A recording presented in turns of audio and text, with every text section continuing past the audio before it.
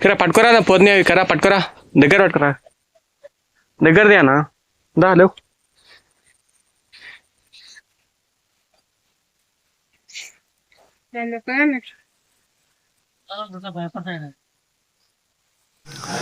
ఈ వీడియోలో కనిపిస్తున్న 2 పొడేలు అమ్మకానికి ఉన్నాయండి.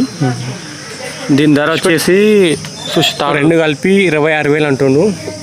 ఈ 2 పొడేల ధర వచ్చేసి 26,000 అంటుండు.